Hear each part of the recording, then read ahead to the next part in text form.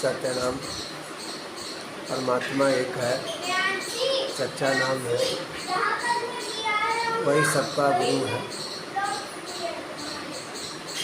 आज 24 अगस्त 2025 को रविवार के विशेष सत्संग में हम सब लोग इकट्ठा हुए हैं। आज हम लोग चर्चा करेंगे कि भक्तों ने भगवान के कैसे दर्शन किए और परमात्मा के दर्शन के लिए क्या जो है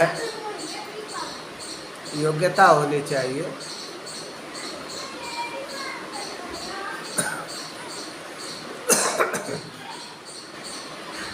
मानस में एक प्रसंग आता है सुतीक्षण मुनि का,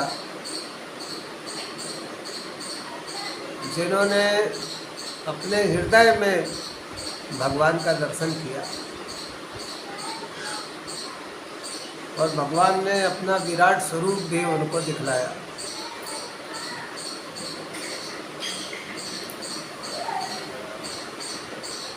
तो आज हम लोग उसी प्रसंग की चर्चा करेंगे।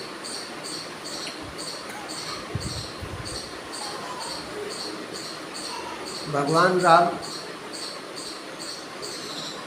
पत्नी सीता भाई लक्ष्मण के साथ वनवास में थे और उस समय जितने भी बड़े बड़े ऋषि मुनि थे प्रसिद्ध, उनकी कुटिया में वो जाते थे और उनसे जो है सबसे मिलते थे।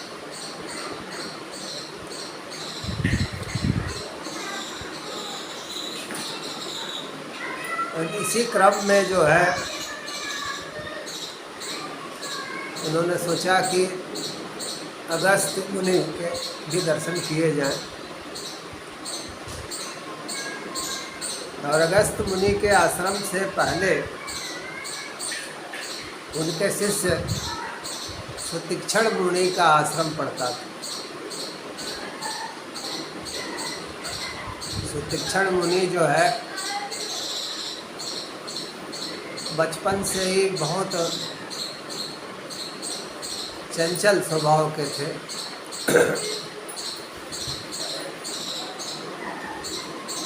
और कम उम्र में ही अगस्त मुनि के शिष्य हो गए थे। अब अगस्त मुनि उनको गाय चराने भेजते। अब वो हमेशा भगवान के बारे में ही सोचते थे कि भगवान के कैसे दर्शन हो। तो भगवान के बारे में सोचते थे और गाय किसी न किसी का खेत चरने लगती थी। फिर किसान जो है अगस्त मुनि से शिकायत करते। अब उन्होंने दूसरे शिष्य को सेवा दे दिया गाय चराने। अब उनको जाना था तीर्थाटन करने के लिए अगस्त मुनि को। तो उन्होंने सुतीक्षण मुनि को बुलाया और कहा कि देखो ये भगवान का विग्रह जो शालिग्राम जी हैं, इनको रोज़ तुम्हें नहलाना है, नहलाने के बाद चंदन लगाना है, पूजा करना है, भोग लगाना है। ये सेवा जो है तुम्हें करनी है। सुतीक्षण मुनि ने कहा जो आज्ञा। तो सुतीक्षण मुनि जो है कुटिया के पास में ही नदी बहती थी,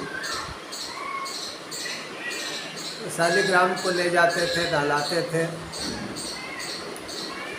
नहला करके फिर वापस लाते थे, चंदन लगाते थे, भोग लगाते, पूजा करते। जो भी रसोई में बना होता भगवान को वही भोग लगाते, फिर सब लोग प्रसाद ग्रहण करते। उस समय भी आश्रमों में बहुत से लोग रहा करते थे। तो बचपना था, ज़्यादा उम्र थी नहीं। तो एक दिन गए सुतीक्षण मुनि नहलाने के लिए भगवान शालिग्राम को।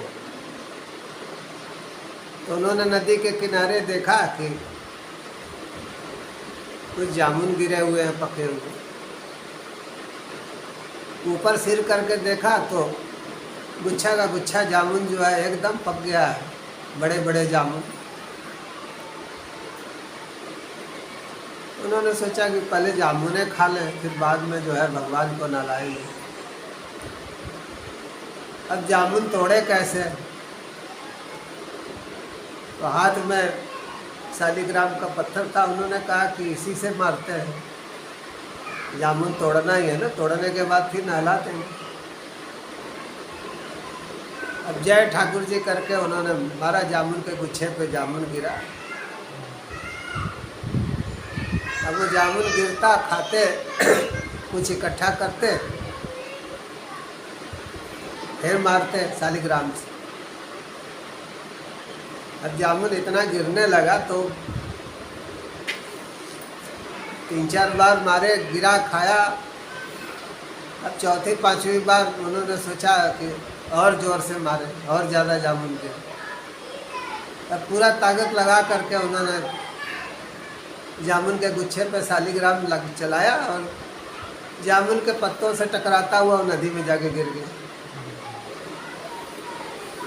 अब जब शालिग्राम नदी में गिर गया तो वो बड़े परेशान, अब क्या करें। नदी के किनारे जाके खड़े हो गए, कहे कि प्रभु आप जल्दी से स्नान करके वापस आइए, देर होने लगी। तो कहे कि भगवान ठंडी लग जाएगी आपको, ठाकुर जी जल्दी से बाहर आइए। तो जब देखे कि बहुत देर हो गई, कुछ हुआ भी नहीं, तो उन्होंने सोचा कि अब क्या करें। और गुरुजी भी रात को आने वाले हैं तीर्थाटन से। अब कोई उपाय नहीं सूझा तो उन्होंने जो सबसे बड़ा जामुन था उसी को हाथ में ले लिया और उसको नदी के पानी से धीरे से नहलाया धुलाया और जामुन को ले जाके पूजा के स्थल पर रख दिया आश्रम में, और चंदन वगैरह लगा दिया। अब शाम को अगस्त मुनि आए तीर्थाटन से, सबसे मिले। अब रात को विश्राम किए, सुबह उनको पूजा करना था। तो उन्होंने देखा कि ये शालिग्राम छोटे कैसे हो गए, तो बड़ा पत्थर था, इतना छोटा कैसे हो गया। उन्होंने सुतीक्षण मुनि से बुलाया, कहा बेटा ये शालिग्राम भगवान जो है छोटे कैसे हो गए, तो बड़ा पत्थर था। अब था तो बचपना। तो कहने लगे कि पुनि पुनि चंदन पुनि पुनि पानी, ठाकुर बह गए हम का जाने। गुरुदेव आपने तो कहा था कि रोज चंदन लगाना है, रोज नहलाना है। अब रोज चंदन लगाते थे, रोज नहलाते थे, ठाकुर जी बह गए हम क्या जाने, छोटे हो गए नहलाते नहलाते। गुरुदेव को तो पारा हाई हो गया, बड़ा गुस्सा आया। उन्होंने उठाया जामुन को और कपड़े से पोंछने लगे तो छिलका जो है निकलने लगा। और बड़ा गुस्सा आया। उन्होंने कहा कि ये क्या है, मुझसे झूठ बोल रहे हो। तब सुतीक्षण मुनि ने कहा कि गुरुदेव गलती हो गया, क्षमा कीजिए, लेकिन आपको वचन देते हैं कि एक दिन जो है साक्षात ठाकुर जी को, चलते फिरते ठाकुर जी को लेके आपके पास आएंगे।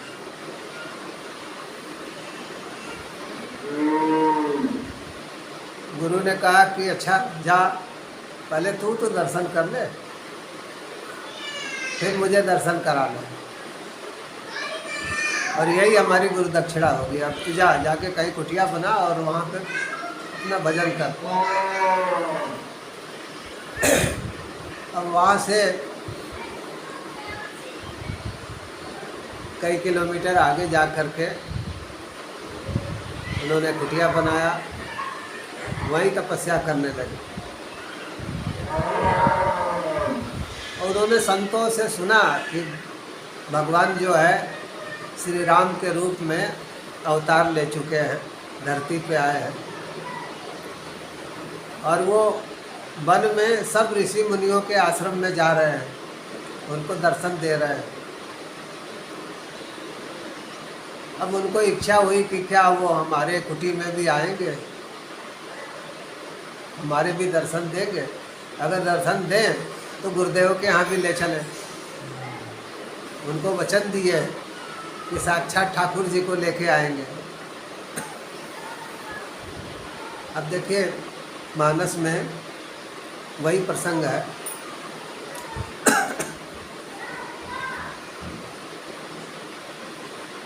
मुनि अगस्त कर शिष्य सुजाना, नाम सुतीक्षण रति भगवाना। तो मुनि अगस्त के शिष्य थे सुतीक्षण मुनि।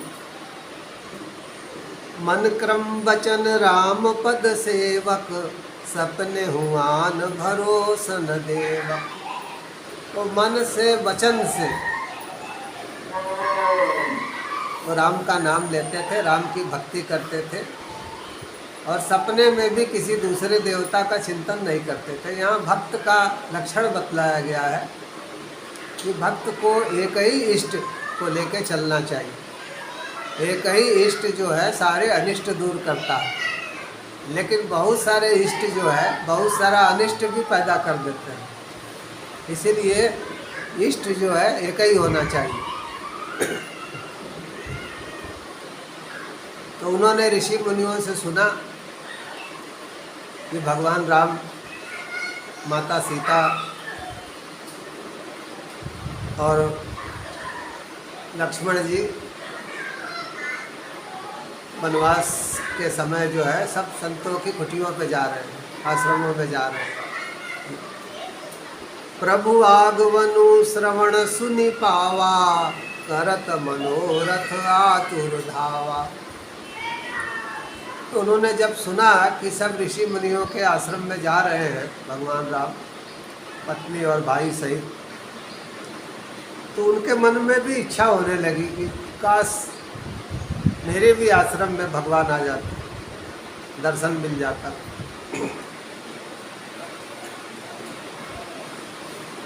हे विधि दीन बंधु रघुराया, मोह से सठ पर करी है हिदाया। कह रहे हैं कि भगवान मेरे जैसे मूर्ख पे दया करे और अपना दर्शन दे दे, तो मैं क्या विधि अपनाऊं, क्या प्रयत्न करूं, क्या करूं। देखिए भक्त हमेशा अपने को अज्ञानी समझता है, मूर्ख समझता है, और भक्त के अंदर कोई अहंकार नहीं होता है। और यही सुतीक्षण मुनि के अंदर भी कोई अहंकार नहीं था, वो भी भगवान के बड़े भक्त थे। तो उसी को कह रहे हैं कि वो अपने को सठ समझते हैं, मूर्ख समझते हैं, अज्ञानी समझते हैं। कोई भी छात्र जो है जब ये सोच लेता है कि मुझे सब ज्ञान मिल गया, तो वहीं पे ज्ञान मिलने की स्थिति भी खत्म हो जाती है। ज्ञान का कोई अंत नहीं है, समुद्र की तरह अनंत है। ऐसे ही भक्त भी हमेशा अपने को अज्ञानी ही समझता है।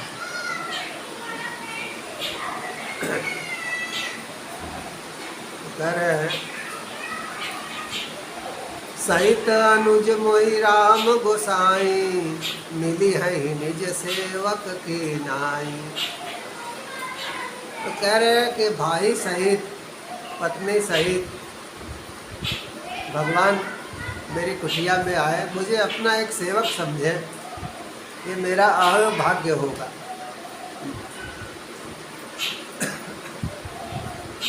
मोरे जिय भरोस दृढ़ नाही, भगति विरति न ज्ञान मन माही।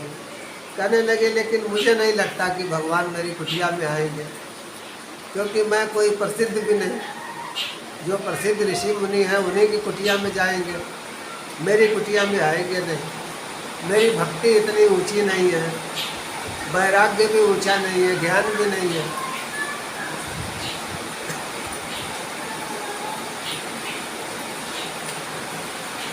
नहीं सत्संग जोग जप जागा, नहीं दृढ़ चरण कमल अनुरागा। कह रहे हैं कि मेरे अंदर भजन भी जागृत नहीं हुआ है।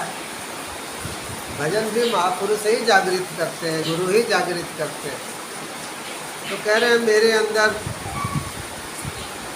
सत्संग भी, भजन भी जागृत नहीं हुआ है, और भगवान के चरणों में और भक्ति होना चाहिए, अभी कमी महसूस होती है। यही भक्त का लक्षण बताया गया है कि उसको अपनी भक्ति पे गर्व नहीं होना चाहिए, बल्कि और ज़्यादा भक्ति करने की कोशिश करनी चाहिए। एक बानी करुणा निधान की, सो प्रिय जाके गति नान की। कह रहे लेकिन भगवान ने एक वचन दिया है कि जो मुझ में अगाध विश्वास रखता है, जिसकी श्रद्धा किसी और देवता के प्रति नहीं है, मैं उसे दर्शन जरूर दूंगा।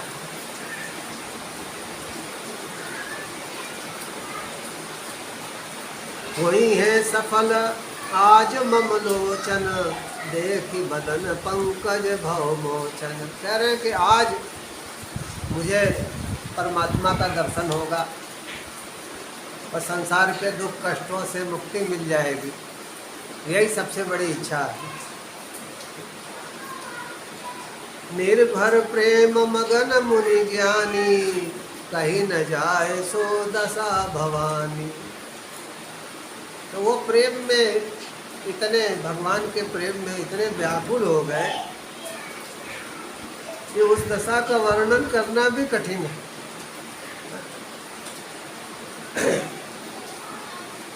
दिसी और विदिसी पंथ नहीं सूझा, को मैं चलूं कहाँ नहीं बूझा।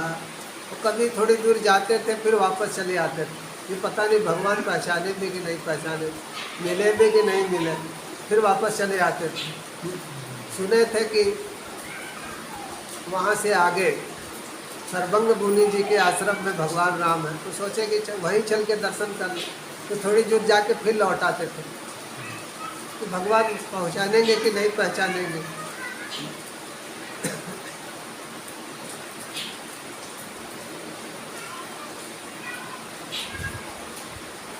तो कबहुक फिर पाछे पुनि जाई, कबहुक नृत्य करऊं गुन गाई। तो कभी थोड़ा दूर जाते थे, फिर वापस चले आते थे, कभी नाचने लगते थे और भगवान का गुण गाते हुए नाचने लगते थे। अविरल प्रेम भगति मुनि पाई, प्रभु देखे तरुओट ढुकाई। तो यहाँ पे दो अर्थ है, क्योंकि भगवान राम दूर से एक पेड़ के पीछे से मुनि की भक्ति देख रहे थे, और इसका एक दूसरा अर्थ भी है कि भगवान जो हमारे हृदय में है वो हमारी भक्ति को देखते रहते हैं। तो हमारा हृदय भी एक वृक्ष है जिसके पीछे भगवान छुप करके हमारी भक्ति को देखते रहते हैं, और जब हमारी भक्ति ऊंचाई पे चली जाती है, शिखर पे चली जाती है, तो प्रभु सामने आके दर्शन दे देते हैं। वो अविरल भक्ति, मतलब एक जैसी भक्ति होनी चाहिए। ये नहीं कि आज कुछ कल बदल जाए, परसों बदल जाए, नहीं, लगातार भक्ति चलनी चाहिए।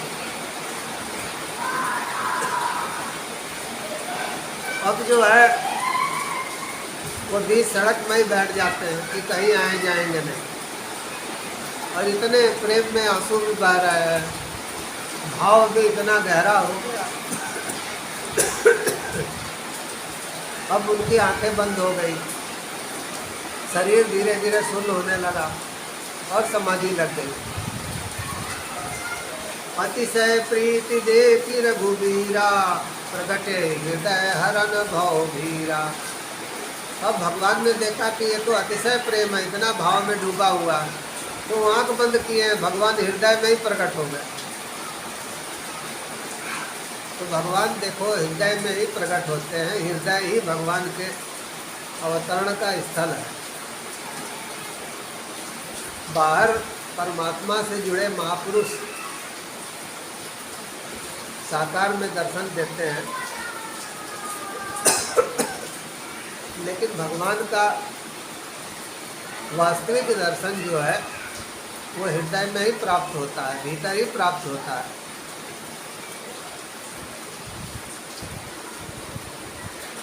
तो मुनि मग माझ अचल होई बैसा, पुलक शरीर पनस फल जैसा।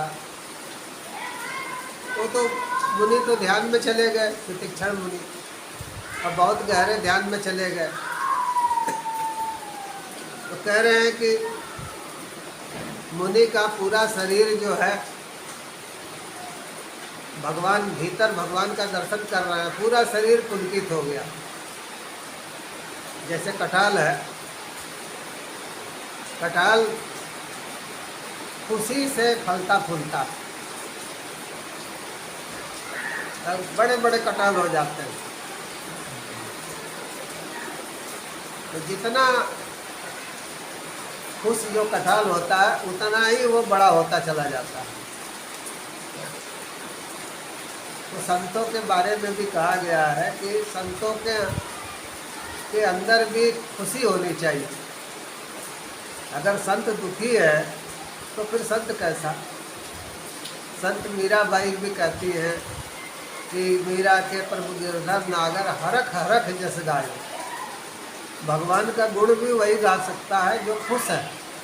जो दुखी है वो तो भगवान को कोसेगा, ये नहीं मिला वो नहीं मिला, वो गुण कहाँ से गाएगा। तो आदमी के पास जो है उसमें संतोष करे और भगवान का गुण गाए, भगवान को याद करके हर्षित हो, ये सच्ची भक्ति होती है।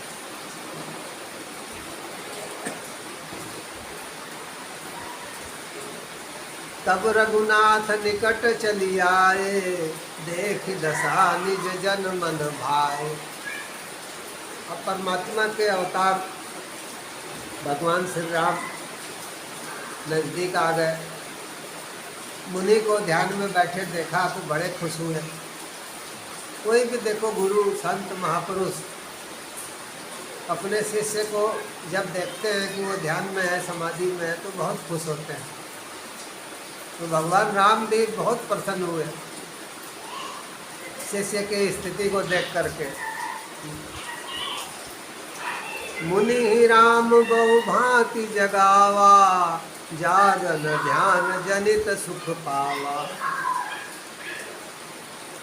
तो तीक्षण मुनि को भगवान राम ने भली भांति जगाने की कोशिश की, झंझोड़ने की कोशिश की, लेकिन अंदर परमात्मा का दर्शन कर रहे हैं सुतीक्षण मुनि, वो आँख ही नहीं खोलना चाहते थे, शरीर भी सुन्न है। तब भगवान ने क्या किया,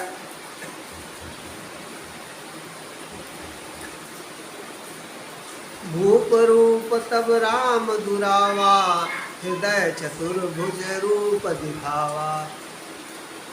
तो जिस भूप रूप का दर्शन कर रहे थे वो रूप भगवान श्री राम ने हटा दिया और अपना विराट स्वरूप चतुर्भुज, भगवान अपना विराट स्वरूप जो है चतुर्भुज वाला, भगवान विष्णु का विराट स्वरूप उन्होंने दिखाया। अब दूसरे इष्ट को देखते ही मुनि जो है व्याकुल हो गए। उन्हें तो भगवान राम के अलावा किसी से लगाव नहीं था। तो मुनि अकुलाए उठा तब कैसे, विकलहीन मणि फनी बर जैसे। जैसे किसी सांप की मणि गुम हो जाए, सांप की मणि कोई गुम कर ले, चुरा ले, गायब कर दे, ऐसे ही सुशिक्षण मुनि जब अंदर भगवान राम का देखे कि दर्शन नहीं हो रहा तो व्याकुल हो गए और सोचने लगे कि ये विराट स्वरूप कहाँ से आ गया। उन्होंने आंखें खोल दिया, आगे देखी राम तन श्यामा, सीता अनुज सहित सुख धामा। अब आंखें खोले तो देखे कि भगवान श्री राम खड़े हैं, उनके साथ उनकी पत्नी सीता जी हैं, भाई लक्ष्मण है, और भगवान राम जो है मुस्कुरा रहे हैं सामने खड़े होकर।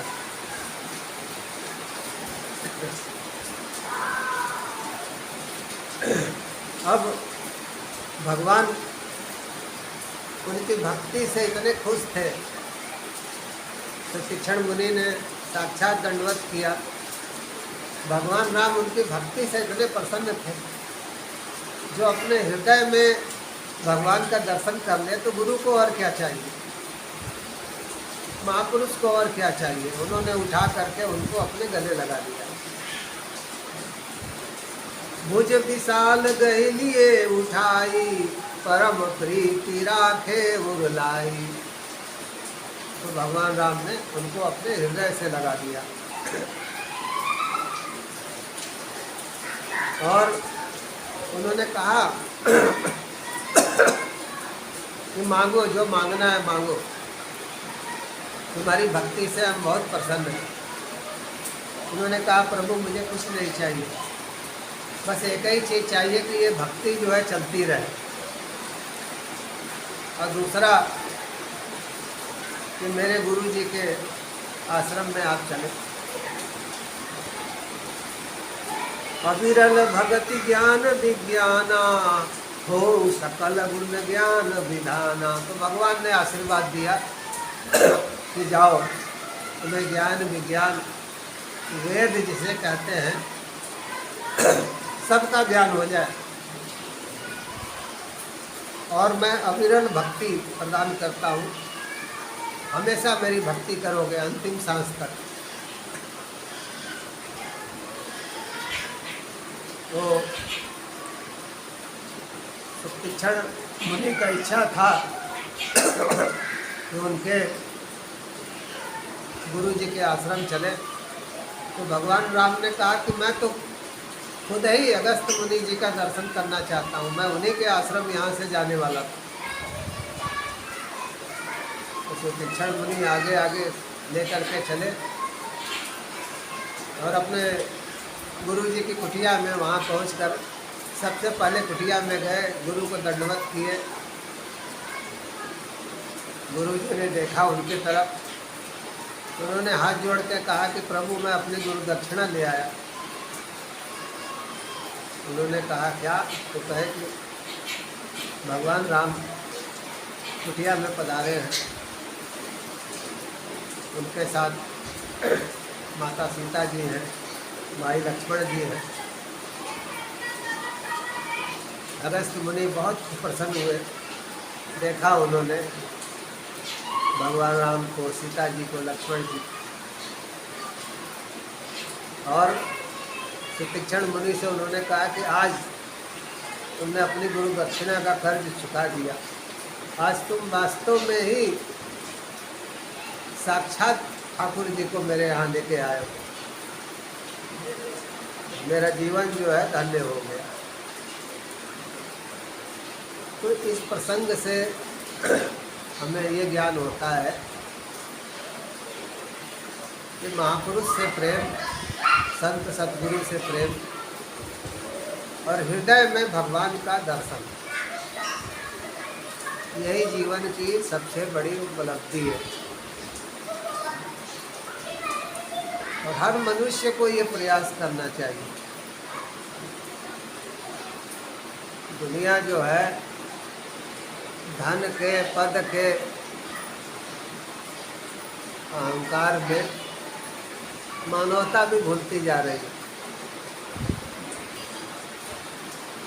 और हम लोग जो चारों ओर देखते हैं कि धर्म का प्रचार प्रसार हो रहा है, लेकिन धर्म की आड़ में कितना अधर्म हो रहा है वो भगवान ही जानते हैं। कहते हैं कि कल की अवतार होने वाला है,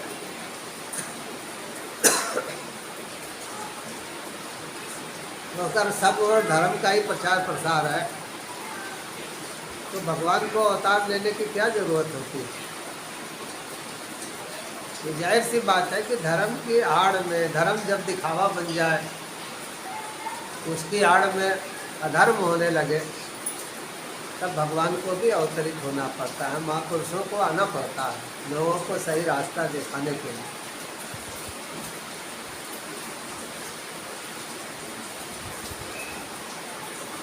आज इतना ही। अनादि पुरुष प्रयाण की गया, अनादि पुरुष सदा सत सत। ब्रह्मानंदम परम सुखदम केवलम ज्ञानमूर्तिम बंधातीतम गगन सदृशम तत्त्वमस्यादिलक्षणम एकम नित्यम विमलमचलम सर्वदी साक्षीभूतम भावातीतम त्रिगुणरहितम सद्गुरु त्वं नमामि, सद्गुरु त्वं नमामि। मानुष भजले गुरु चरणम, मानुष भजले गुरु चरणम। दुष्कर भवसागर तरणम, दुष्कर भवसागर तरणम। मानुष भजले गुरु चरणम, मानुष भजले गुरु चरणम। भव बाधा भव बंधन हरणम, भव बाधा भव बंधन हरणम। मानुष भजले गुरु चरणम, मानुष भजले गुरु चरणम। असरण को प्रभु ले शरणम, असरण को प्रभु ले शरणम। मानुष भजले गुरु चरणम, मानुष भजले गुरु चरणम। सत्यनाम अनादि पुरुष प्रयाण की गया, अनादि पुरुष सदा सहाय। पूरे देश भर में, देश दुनिया में जहाँ कहीं भी आप लोग स्वस्थ रहें, सुखी रहें, पूरे विश्व में शांति हो, सद्भाव हो। सत्य।